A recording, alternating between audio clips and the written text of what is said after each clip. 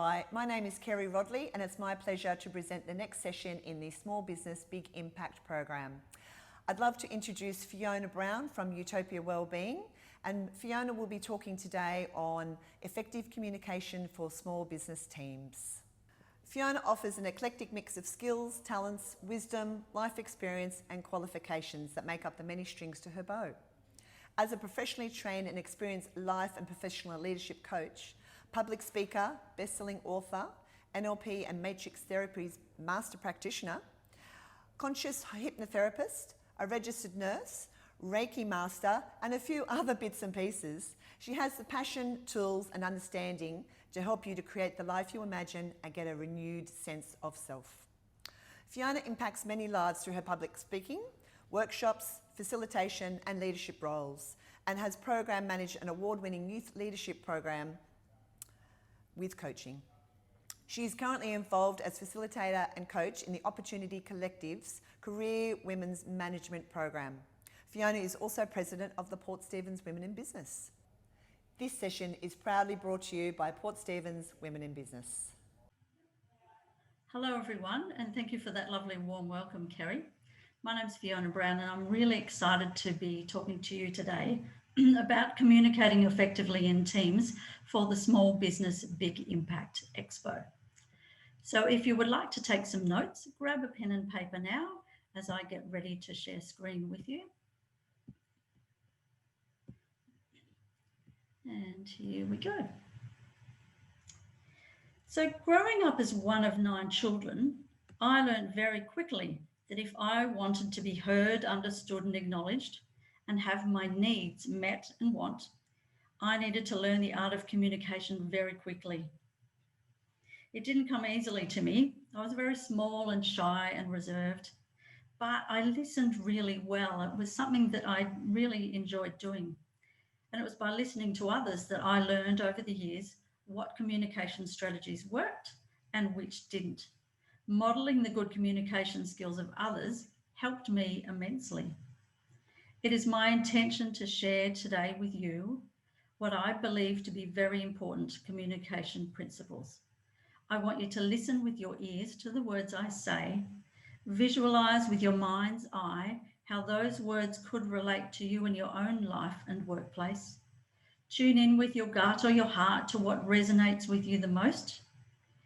Take notes if you wish, but also pay attention and listen out for the bits that are going to benefit you. And take away those bits of information and apply them in your own workplace.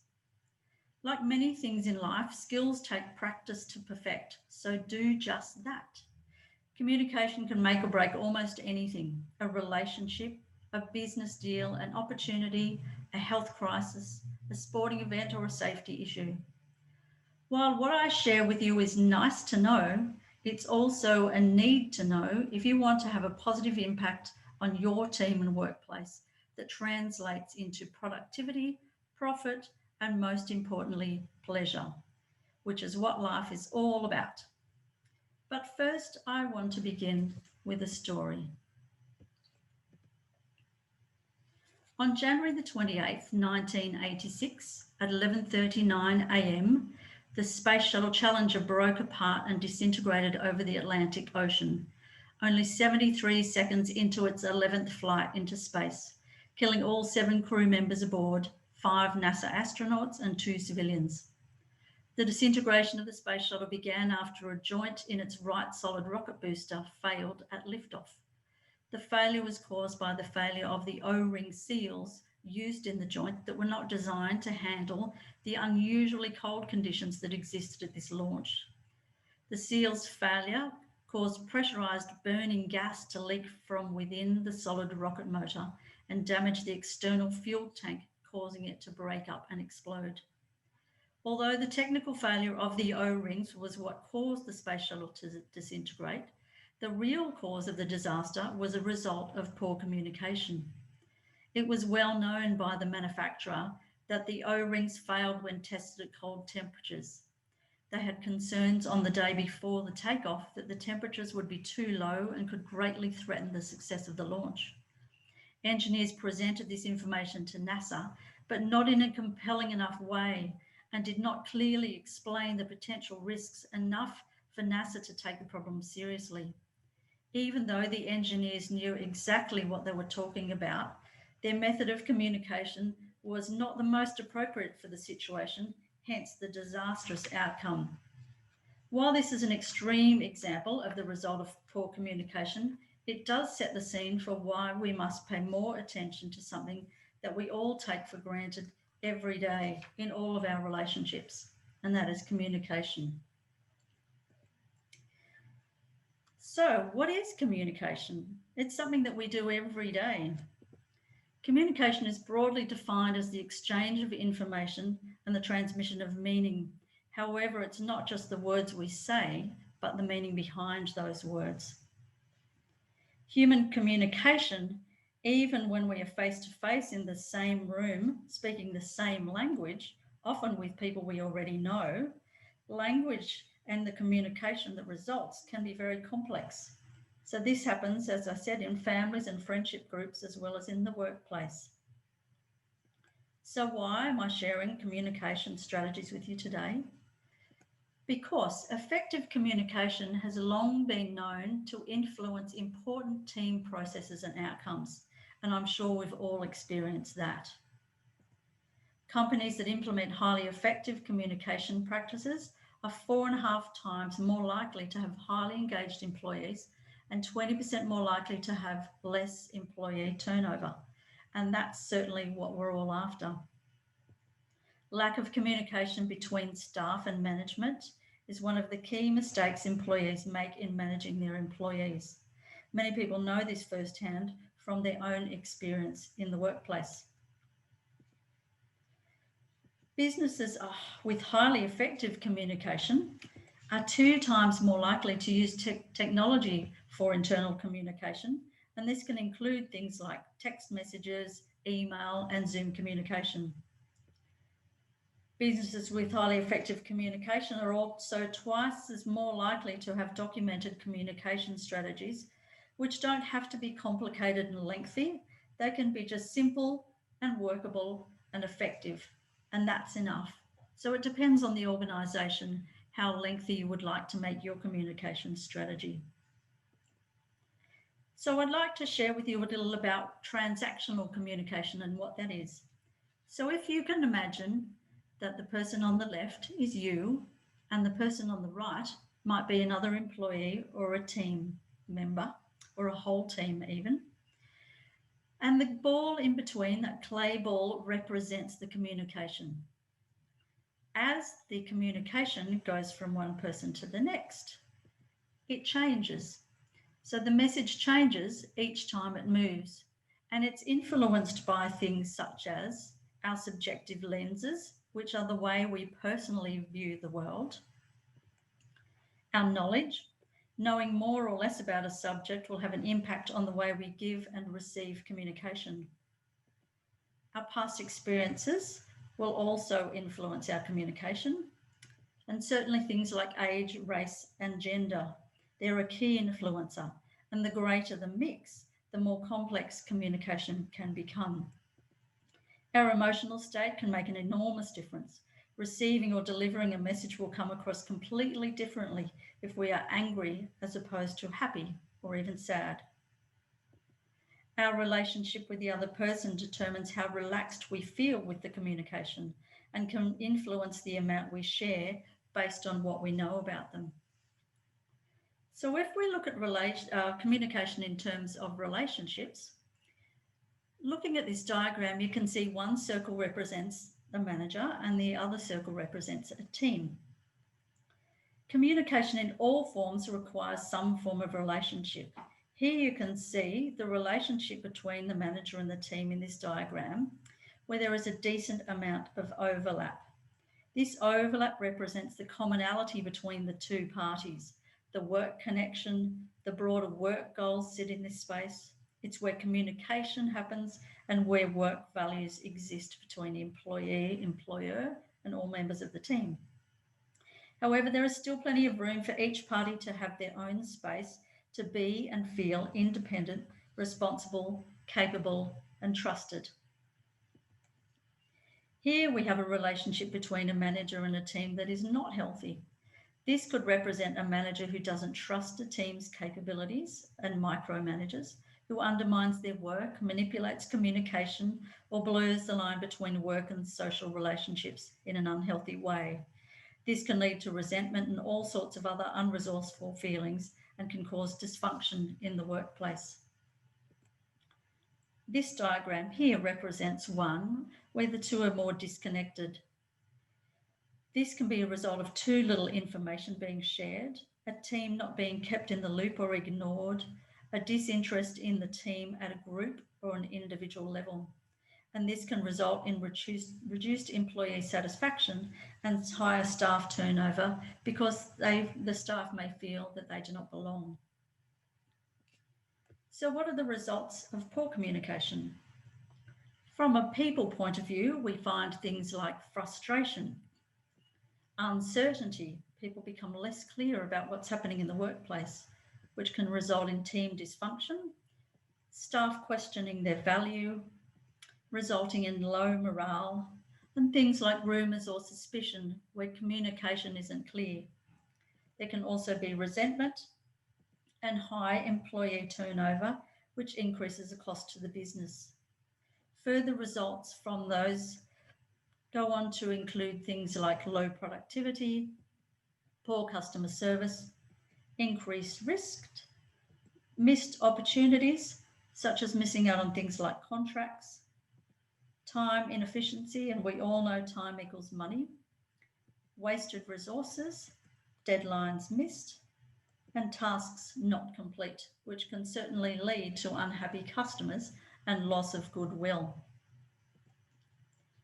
So it's important that we get the communication right because the outcome we're looking for is to have staff who listen, hear, understand, and take action.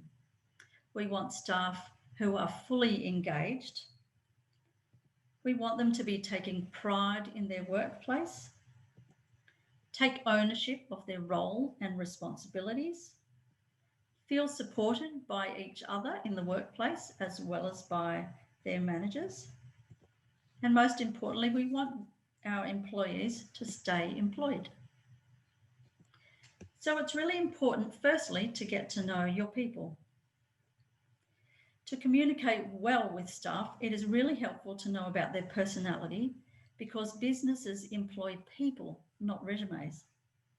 So if we look at things like personality traits, we can see that we may have some staff who are more introverted, whereas others are extroverted. And this indicates where they get their energy from, whether it's from being alone or in a crowd of people. We have some staff members who are leaders and others who are followers. We can also have leaders who aren't necessarily in a leadership capacity or leadership role, but they lead within a small group on their own.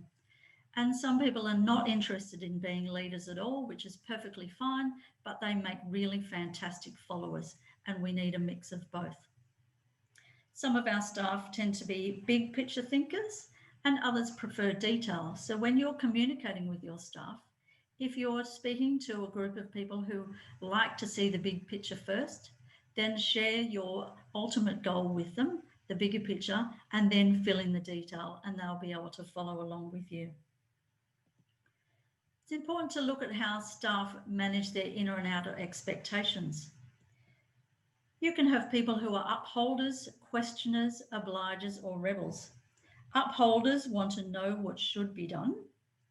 Questioners want justification as to why they're doing what it is they're doing. Obligers need accountability. And rebels want freedom to do something their own way. None of these are wrong or better or worse. They all have their strengths and they're all important in a workplace. However, they need to be communicated with differently to get the best out of them. So it's important to learn to understand and speak their language. So it's important that we start by focusing on the right people with our communication, including who is the best person to deliver the information. In a larger business, the higher importance and broadly reaching the subject of the information, the higher up from management it may need to come for it to be taken on board in the way that it is intended. We need to look at who needs to hear the information. Not everyone needs to hear everything. So vary the amount of information and the delivery of the information to meet the needs of all staff. Make sure you engage a feedback loop and encourage staff to have a voice. Without this, communication is only one way and can create disharmony and frustration amongst other things. Choose the right people to attend meetings, not all people. It depends on the size of your business. Some businesses are only small, so to include only 1 or 2 people might not make sense because you might need to be having multiple meetings then. So you need to take into account your own situation. However, time is valuable, so make sure staff aren't using up productive work time in meetings that aren't going to add value to their particular role and their responsibilities. Now we need to communicate at the right time as well. Prepare to communicate by letting staff know ahead of time so they can be ready to listen. A prepared mind offers much more value. It gives people time to prepare responses and input to add depth and value to conversations. Say what needs to be said at the time it needs to be heard to avoid rumours and speculation. Withholding information without good reason can be detrimental to a team's morale, and all sorts of rumours may flow, which may leave staff feeling really unsure of what's happening. When not all staff are involved, just share key points with other staff as needed. So it's important to communicate in a variety of ways to ensure information can be given promptly. So share the most important information with the most important people at the time, and then include other staff as needed, but soon afterwards. And learn to master the power of a pause. There is absolute gold in the space you create between words. It can add power, it can add intention, and certainly greater understanding. Pausing allows your staff time to consider what it is that you've had to say, and it also gives them time to formulate responses in their mind without being talked over before they've had a chance to think about what it is that they would like to feed back to you. It's important also to communicate with clarity. Be clear and precise. When you do that, it leaves nothing to the imagination. Reread all written communication before sending. I'm sure I'm not the only one who has written an email and then sent it off only to realise afterwards that you didn't say things exactly the way you intended. And once an email is sent, you certainly can't unsend it and get it back. So try and get it right the first time by rereading and going over your communication. Know your audience and speak to them specifically. This helps your audience or the members of your team feel heard and valued. Keep negativity bias in mind. Avoid generalisation and presumption. If one of your staff members happens to look like an old school friend that you had a terrible fallout with when you were younger, you are likely and unconsciously going to treat them as if they were that person without realising it. We do this unknowingly and without intention, but it happens quite often. We can have negativity biases around age, gender, race, all sorts of things. It's important to avoid overgeneralization. So avoiding using terms like everyone and all and always, things like that make people feel like you're just talking about everyone and not them specifically. So the more specific the information for specific people, the less generalized it is that you need to be. And avoid presumption. So just because you have said one thing to one or a few staff members, don't just presume that they're going to tell everyone else. If it's not their responsibility to share the information, but it's yours, that it's important that you do that and not presume that people will find out along the grapevine. Certainty is extremely important. I often have people talk to me about building confidence with public speaking, but I believe it's more important to be certain about what you're saying rather than getting your confidence right first up. The more certain you are, the more confident you'll become. But you can be as confident as you like, but if you're not certain about what it is you share, then your message won't come across very well. So know your message and content really well. Uncertainty, believe it or not, activates a stress response in the brain, whereas certainty activates a reward response. Be confident in the outcome that you want from the conversation. So think about what you want to get out of the conversation even before you go into it. That will help you be more certain. If you speak with only 70% certainty, the other person will feel only 70% confident in the message that you are sharing. So the more certain you are, the more confident the recipients of your information will feel. Also, embody your certainty through your body language. For those of you who understand power poses and the benefit of changing your physiology before and as you speak, you're certainly one step ahead of those who don't. So if you want to feel confident and certain as a speaker, embody that with your body language. Communication is a whole body experience. Listen with your eyes, your ears, and your gut, and read the room. Communication is certainly more than just words. The interpretation of a message is 7% verbal, 38% vocal, and 55% visual. This can certainly be more challenging over Zoom, but not impossible. Be aware of the dynamics in your team. It certainly says a lot about what is not being said. As I mentioned before, don't presume anything. So don't presume to know it all or that your version is the objective truth. Everyone has their own perception, therefore their own truth. Be aware of your own perceptual filters because they shape your model of the world and how you come across to others. So like any skill that you want to get better at, it takes time, practice, reflection, repetition. So we basically just rinse and repeat until you get comfortable with what, how, and with whom you communicate. So the better you get, the better you get. So make a plan to improve communication in your workplace. Engage all parties in developing a communication framework. Be prepared to, as I said, review, reflect, and realign until you get it right.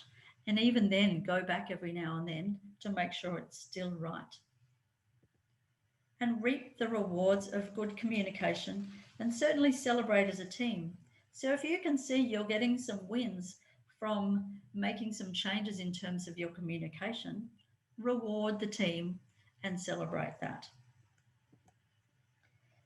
So thank you very much. I hope you've enjoyed this presentation and picked out a few key points that can benefit you and your communication, particularly as it relates to your business moving forward.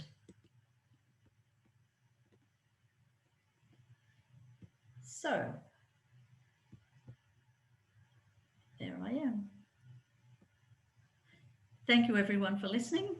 I hope you have gotten some value out of that and look forward to hearing down the track in our small business community how you are communicating better and getting more out of your business. Thank you. Thank you, Fiona. That was fantastic, and we appreciate your efforts contributing to small business here in Port Stephens. If you would like to talk to Fiona one-on-one, hop over to the meeting hub and organise a time to meet with Fiona to see how she can help you in your small business. We'll see you in the next session. Thank you very much.